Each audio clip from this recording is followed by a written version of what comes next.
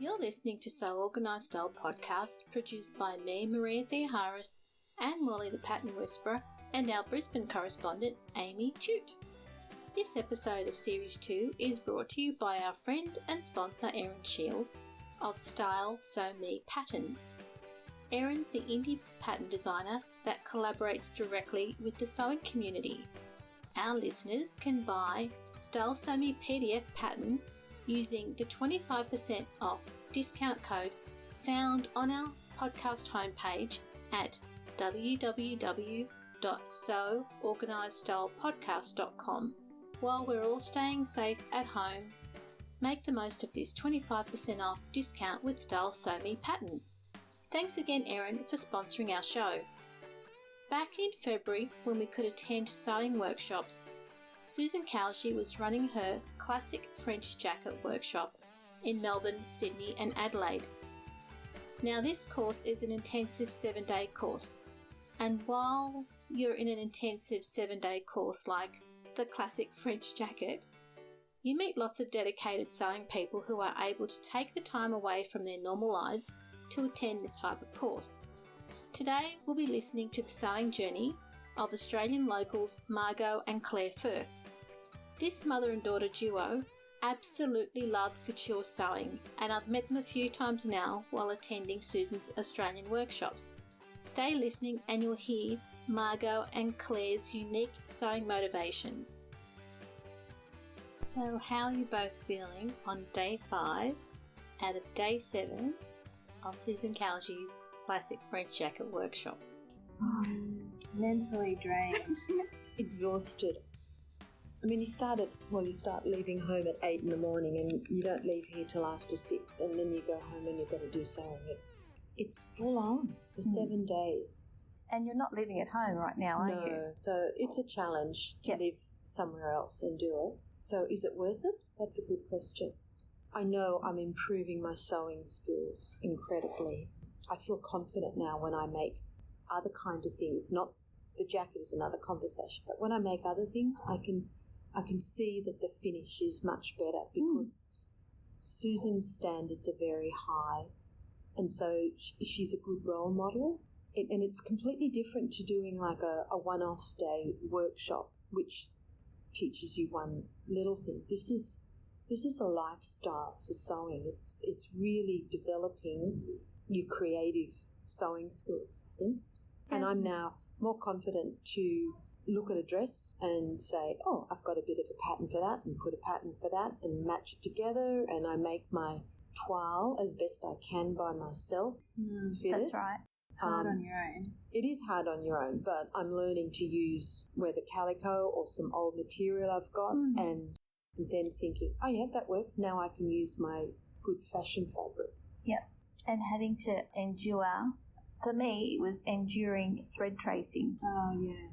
You'd never done it before? No, and I didn't understand the purpose, but from the first course that I'd done with Susan, it made a lot of sense, especially when it came to tweaking the outfit for my proportions. Exactly, and so many patterns are one pattern with 7 sizes on it, and you're overwhelmed by all the lines, and it's very hard to follow those lines and work out who you are and then get it. But it makes so much sense to have the most accurate shape of the pattern, and then you just say, oh, you add 2 inches around everywhere. You mark on your material, whichever way you can, the exact shape you want, and then you just get into your head, I add my seam allowance, and you work around that. And also that everyone in the class, there's 12 people, and we're all making the same pattern. Yes. But all our jackets will look so different because, yes, we all started with the same dimensions, but then through the adjustments of the toile and then the adjustments of the fashion fabric, it's all tailored to everyone, and it's all slightly different. Unbelievably so. And then everyone's chosen completely different and then fabrics. everyone's designed. I mean, that's a whole discussion, fabric choice. And it's one of the hardest things because you see ready-made fashion and you think, oh, I'd like material like that.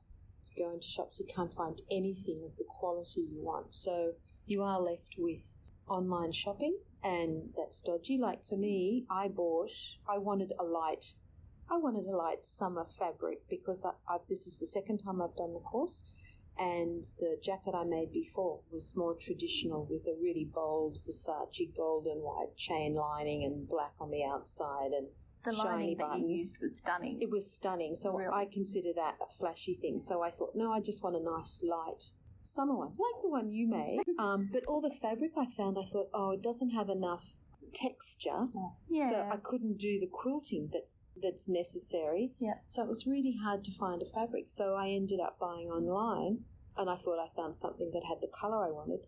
So it was great in the fact that I got it on Etsy. Okay, I said I ordered 3 yards, and it was less than 2, but it was very wide. It came from England. It only took 2 weeks to arrive. Didn't cost a lot of money. Had to air it because it was a bit old, but that was fine. Now I've got a wool silk fabric, so it's for the depth of winter. It's going to be quite heavy, so I've had to refigure it in my mind that this is now a winter coat, and I'm loving it more, but now I want to go home and find something else and make a light summer one. Yep. Using the skills I've learned again. Yeah, I think I'm the same. Like, I'm pretty keen to sort of start a third one as soon as I get home. Yeah. Well, everything's fresh. Yeah, definitely. But again, similar, I had planned for, the first time I did Susan's jacket course in 2017. Mm-hmm. It was a black and white with fluoro colours. There was pattern matching involved. So then this time I had like this perfect green idea in my head. I wanted this perfect green. Not the same as your mum. Not the same green. We both thought green. And I was going to get like a really bright pink, like fuchsia lining, but I just couldn't find the green boucle anywhere. And then I bought a boucle online as well.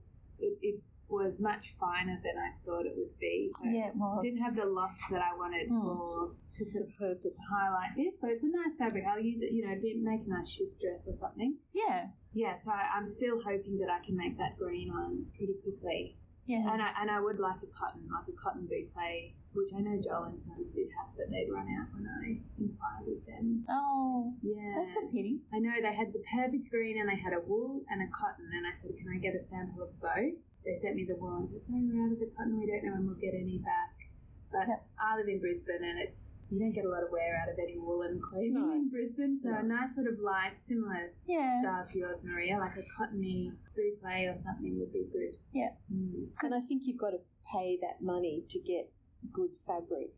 Well, as somebody said today, you do the same amount of work regardless of whether it's cheap or expensive fabric, so you may as well start with good fabric. Yeah, you should, I mean, Claire, with your first jacket that you've made, I know that we've said that it's got, it's audible? No. Audible. An audible jacket. It is an audible jacket. And the fact that you used that fluoro beading just blew my mind away when I first saw it, and I've had it in my mind ever since.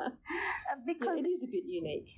And the thing for me is that I've seen how Chanel type jackets are usually ward structured, and then when I saw yours I thought, yes, she's blown it out of the water, and it really is more urban, if you know what I mean. Well, I'm not a Chanel clothing type person. I don't think I really have room in my life for that style, but I really like that you can take this Chanel pattern but just with a change in fabric or a different trim, turn it into something different. Something different. Yeah. And Margo, the fact that you used the silk scarf as the lining for your first jacket, and the whole, flashing it over. It's the real leave on the back of the chair inside out. Yeah.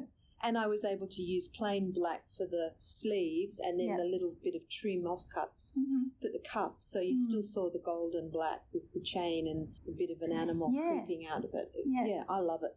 Yeah. And even in this course, Jenny's had to use 2 types of silk on the inside. Because she didn't have enough. And as Susan says, everything that we're doing is all logical. It's been good to see how some of the fabrics are either bought brand new, like mine was, or you guys have sourced your this fabrics. is from the 60s. So it's repurposed, or it's sitting in a shop, and I thought, I'll give it a go. And it's also just good to see how other people problem solve, run out of fabric, what do you do to patch it? So we've got, I mean, how many people don't have enough fabric? How do you optimise your layout? Mm-hmm. Oh, well, prime example is this one, under 2 metres, and we're meant to have 3 metres.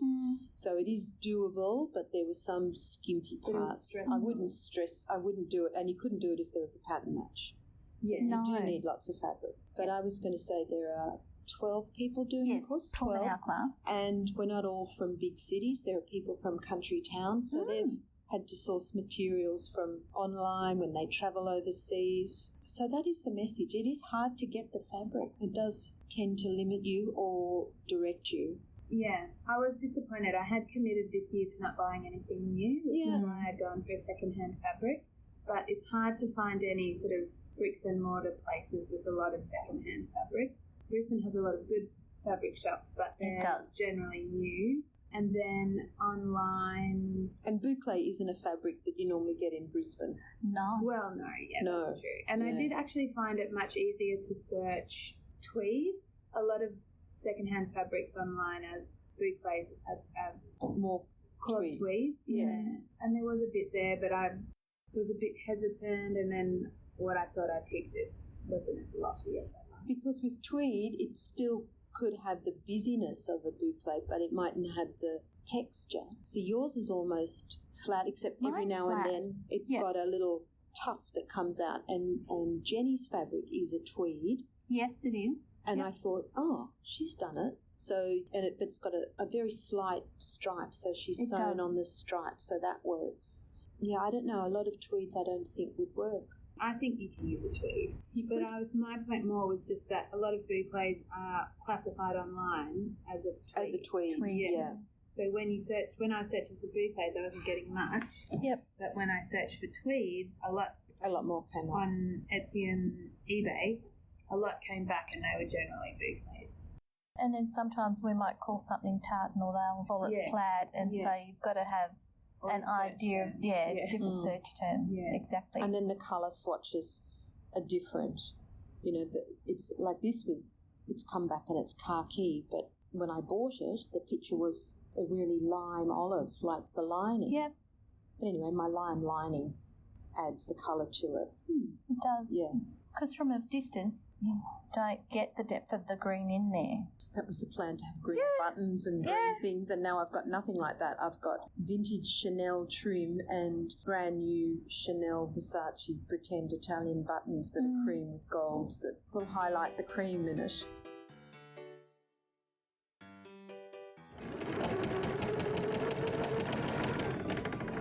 Let's get this thing done. Love this collar band.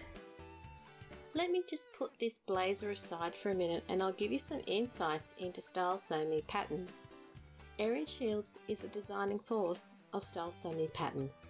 I first found Erin's patterns when she launched the Nikki Blazer, and Myra Lorraine showcased the Nikki Blazer as part of her Black History Month Pattern Designer Challenge last year. Now, I bought the Nikki Blazer at the time, and this year I decided to use it to participate in Myra and Natita's challenge again. Erin was one of their sponsors and offered a discount to the sewing community to try her patterns. So we know Style Sew Me Patterns supports the sewing community in many ways apart from the pattern range that Erin provides us. Making the Nikki Blazer when I ran out of time this month was only tricky because it was crunch time when I got my act into gear to make this blazer. The instructions were simple to follow. The style is simple. As a petite, sometimes simple styles work best. Less fuss, no bother. I can always use a bit of style in my everyday life, so it lifts my spirits and helps me get through the day a bit easier. You can browse through Erin's pattern range at stylesewme.com. The patterns are available as printed patterns or as PDFs if you really need your pattern today.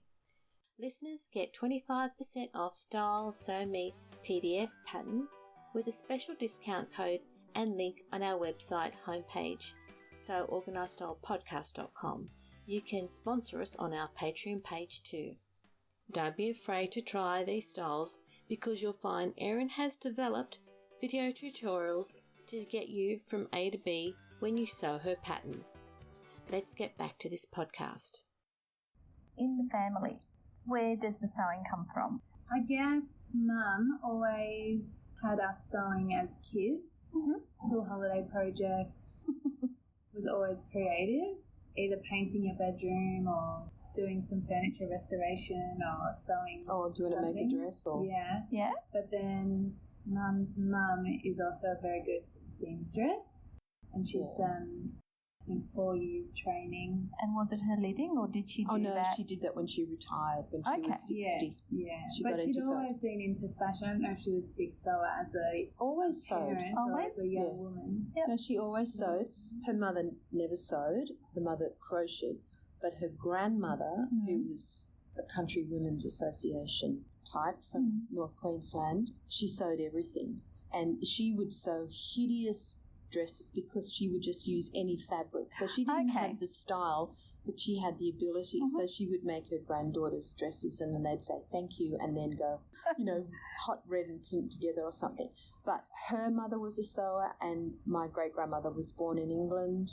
They came out in the 1880s and her father had a job as a blind maker for the Brisbane government in the 1880s and his wife kept a diary on the ship, and she talks about how she had to sew clothes for the 8 children, and she would get the summer pants of one child and say, oh, he's outgrown those, I can now turn them into a frilly dress for the younger daughter. And then out would come the trunks. And she'd get a winter coat or turn it into long pants for the next boy because, they're on the ship for 6 weeks. So, and she said something in the diary. She says, I feel really sorry for the women who are travelling who don't have children because they have nothing to do. Oh, okay. I didn't think about that aspect of So she was very boredom busy even. making clothes. Yep. Someone else did the cooking. I'm sure she oversaw it. But, she was always mending, making clothes, and her diary's full of that. And repurposing. Repurposing. That was just part of life because you couldn't afford. I mean, on the ship you had no choice, but that's the background they had in Torquay where they came from, that you would reuse everything. And her parents were sewers. And then on the other side of the family, my grandmother was a milliner. She made hats. She had 8 children and 4 of them were girls, and I think 3 out of the 4 did professional dressmaking, and all the boys became builders. So there's all that sort of coming through. And my father taught me how to darn socks because he watched a man when he was little who lived next door, and he showed him how to use a mushroom and darn. Oh, really? And so my father, I've got images of my father always darning. My mother would never darn. She would say that's a silly waste of time. I prefer to create clothes. But he would darn his socks, and then he would sit us down and he'd teach his 6 children how to darn socks. So there's a lot of history there. But in saying that, I've got 2 sisters who don't really sew, even though they've got sewing machines in the house. They're not passionate about it like I am. I had 3 daughters, and only one is passionate about sewing. The other 2 just love wearing clothes that are made by someone. That's all right. But they don't do it themselves. They do other things. Yeah. They appreciate your skills. So that's what happens, That's good. When you both decided to come to Susan's classes all those years ago, was it something that you both had in mind, or do you normally get together to sew together? No, not really. I think probably... Well, distance keeps us apart. Yeah. No. It was more... I had come across Susan online, and so when I found out she was coming to Sydney or to Australia, I said to Mum, I'm going to do this class. But I said, you should do it too. And so then Mum got quite keen. I was a bit slow and but you were a bit slower because I sort of jumped right in when she first arrived, and I did the free choice class, the jacket course, and then the 2-day sewing techniques class. And I was on a waiting list. I think Mum got into the jacket class after somebody pulled out. So, and then we've done it. Well, this is the third one. So and it's good to do it together because then easy to have someone to talk about it all year, or like if you're prepping, there's always a lot of prep for this class. How are you getting there? Where's your fabric? Have you done your trial? All that kind of stuff. But then also it's just, I find it's a really great holiday from work, but it's still productive. You're still being productive because often, I mean, don't get me wrong, I do like the idea of laying by a pool for a week or something. But at the end of that, you write down at 0, and then to get back into work, you've got to sort of work your way back into it. Whereas this is 100% more enjoyable than my work. But it's also still using your brain, physical activity, problem solving. Oh, a lot of problem solving. You don't feel... lots and lots of mindful sewing. Yes, it definitely, You sort of feel like you're still being proactive. Oh, definitely. Yeah. It's a shame I can't claim it as professional development for my work because I teach primary school and this is not quite in that area. But in saying that, the first year I did it, I kept notes and wrote up a report because it was, I thought, a great example of myself as a professional person doing something that was a new skill. Even though I know how to sew, I was learning different ways and improving my skills. So I was stepping into areas that were unknown and how I felt about that. Couture sewing, couture technique. It's taking it up several levels, and it was an interesting report that I put together. So, and I took lots of photos and thought, this was good professional development for me in seeing how my mind works in different areas, because that's what we're always encouraged to do, to imagine what it would be like, if we were a student and they've got to learn something new. How do you feel? How can you help them best? And it was a good way of me putting myself in that position. A bit expensive, but then it was also self-interest because I got a lot out of it, and I felt I came back certainly ready to get back into work, but also to develop and enjoy sewing more. I'm really impressed that you wrote a report afterwards because... it was just, it's a page or something. Yeah, but still, it gives you the opportunity to reflect as well and put it down in writing. And if you were to look at it now, it would be quite interesting to see how you feel about all of that. Although I haven't been keeping notes this time, this is the second time, so it's not new, but it's reinforcing what I did before. And would it be less than half the people here who've done the course before, made a jacket before? So it means that when Susan says, go and tidy up, we're not actually hanging where I think I know what the next step is. I know what I'm doing, but I still want Susan to have a look at what I've done. I'm not going anywhere by myself doing this, but I will be prepared to do it at home. Yes. And, it would be good then to say, look, I've done this and this is what everyone else has done, and to share it. So it is nice to share, but that's not something I've actually done because I go back to Canberra and I haven't found anyone else that's done it. They do different kind of sewing, and if I take this jacket to a sewing class, Beck belongs to a sewing club in Canberra, but if Beck and I bring our jackets, they're all going to sit there and say, oh yeah, what?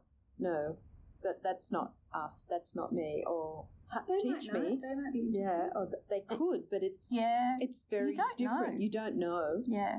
When I was getting my sewing machine fixed and I was telling the assistant what I was doing, she said, oh, I'm very interested in getting people in to talk. Would you like to come and run a class in Canberra? And I said, I'm not sure about that. It's one, it's expensive, and two, she's come from America, and I don't know if there could be people there, enough people for her to use, but it is a little bit different. Yeah. No, I think most people would be really interested who are sewers. I mean, if you're a keen home sewer, I think there are techniques that everyone would be really interested to use, but it's obviously, expense would be limiting to a lot of people, and even just the course, but then the materials, and you do throw a lot away, not throw a lot away, but a lot of knit fabric is taken off the garment as you go, so you can see that it isn't in the reach of everybody, but I think if you're a keen home sewer, you'd be really keen to learn the techniques. And so sometimes when I'm working on a project, I'll go, okay, I'll read the instructions and think, actually, I'll thread trace this time. Yeah. Whereas I would never have done that before. No. Yeah. It is a great technique. Yeah. And even, the thread tracing just makes that step so much easier. I mean, it's an additional step, but it means when you come to sew, you're so much more secure in knowing where you're going. Yeah. And the other thing that I've done since doing the class last time is I'll actually hand sew in sleeves now into jackets. I have no problems with that because I know it's going to sit properly. All the lines will be in the right place, etc. Yeah. I wouldn't have done that otherwise. Yeah, and you think, it's not going to be strong enough. But it is. Oh. Yeah. Yeah, it is. Margo and Clare, The guests on our podcast are everyday people living their normal lives, no matter what life throws at them. And sewing is at the heart of what motivates their personal selves. It keeps me going. I'm a teacher, but this is what I love doing. And I love wearing things that I've made, and people say, oh, that looks fantastic. I'd love that. Can you make me one? And I say, I could make you one. I don't know if I will. I don't really want to. No, it's not that I don't want to. It's really hard to make things for other people. It's another whole step. Yeah. Oh, yeah. And so you need to be Susan to be able to fit. And when you watch her, the way she adjusts for people, that's what I think, wow, that's amazing. So that's real tailoring. And she has 30 to 40 years experience doing that. So because the way you fit it yourself, you can... It's annoying sometimes, but you can take it off and do this and do that. And that's very hard to do for someone who comes once a week or something. And then you've got to have it ready in a couple of weeks. I don't know if you ever make something for someone else. Last thing I did was a 70s disco outfit. Oh, right.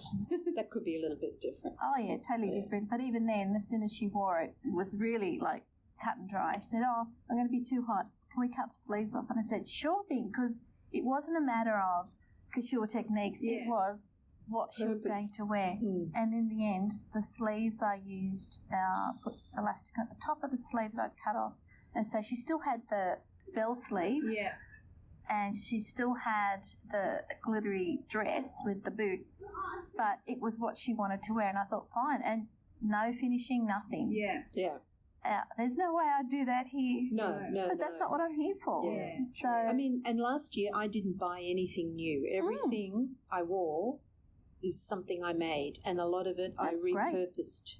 Or I used fabric that I've had forever, and I thought, this is good. I like this. I don't need a lot, but I enjoy looking at the things in my wardrobe and say, well, I've made all of that, and I wear it, and it's good. It doesn't look like it's homemade, which it used to. So that's what I really love.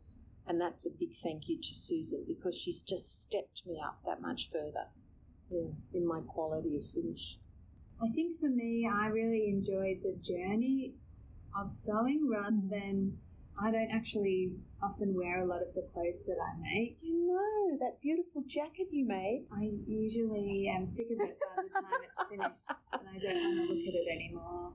But I just like it's the journey, not the destination. So I enjoy, the design element of picking the fabric and the finishes, and then doing the actual sewing. And there's a real sort of scientific or mathematical element of that. And when it comes together, I really am quite happy. But then I'm generally kind of bored or sick of it, and I can't look at it anymore. So she made this beautiful all-weather jacket in fabric. Was that from Fabric Muse? Yeah, I made the Kelly anorak. Yeah. I think it's from Fabric Muse. They were calling it a cookies and cream Chanel boucle, and it had a waterproof cover on it. Treatment on one side. Yeah. So it kind of looked like they'd... Sounds amazing. Yeah, it was like they'd stuck glad wrap to one side. Yeah. And so I made the Kelly anorak with that, which I probably wouldn't recommend, because getting to the fell stitch, yes. It was so fat, so thick, I was really struggling. But then I made it, and it never rains in Brisbane, but also it was a woolen boucle. It pours in It's Brisbane. so hot. It was too so hot to wear. Too hot. Yeah. And then, it never rains, so I don't really get it. In Brisbane? Yeah, it never rains in Brisbane. Really? Really? So you'll need to use it when you go to the UK. Well, yeah, it would be good for somewhere that was like Melbourne, cold and quite warm. Because I think the motivation of the anorak really is that you would use like a waxed something, like a cotton or a gabardine or something. They're meant to be quite light. Yeah. But no, for me it's definitely just about choosing nice fabrics and like pairing it with a nice design, and then generally by the end I'm sort of over it. So it is the journey. It is. It's definitely the journey. It definitely is the journey. And it's great when it works. It is really good when it works. Like to do, like when a zip goes in really well, or when you do a nice pocket finish or something, you just think, yes, it feels so good. But obviously the alternative to that is when things don't go in very well and throw them on the floor. They go in the cupboard and it might make a quilt for a little mouse or something like that. Yeah. But yeah, I think at this point I've got a very well stacked fabric stash. Yeah. So I really need to make some more things before I purchase anything new. But that's the plan. I always say that, yeah. Then you walk past something and you think, oh, I've got an idea for that. I'll just get it now while I'm here. Yeah. I totally understand. Yeah. I've got to go out to Fabric Collection in Brisbane because I've never been there. But they sound amazing. I think Alison went there. She did, I need to go to Fabric News and just touch their silks. Yeah. From what I've seen and I've felt. They do have this. Oh, and their remnants selection is always amazing and so well priced. Like they really go quite generous on their discounts for their remnants. Thanks for taking the time out of the class with me. It was good to chat. No worries, yeah. I know, we've got homework tonight. I know, I said to Maria before, I was like, should we do this tomorrow morning? We've all got to go home and do all our homework. I know. I haven't been told how to do the inside. I just turn it inside and sew it. No, she'll hand pin it. I can't do anything then. No, yeah. You can help me thread my trim. Yeah, I can do that. Oh, good.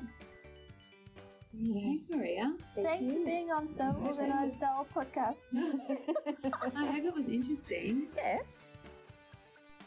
This episode of So Organised Style Podcast was produced by me, Maria Theoharis, with permission from Margo and Clare Firth. Sound by bensound.com. Shout out to our sponsor, Style Sew Me Patterns, for helping us keep So Organised Style going.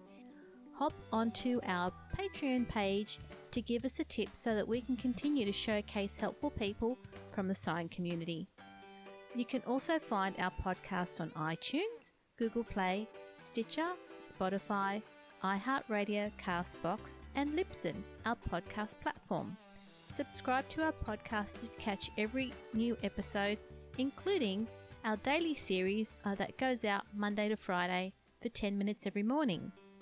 In our next planned podcast, you'll hear our full Ryla's Bode and Anne Wally podcast that you would have heard on our daily podcast series last week.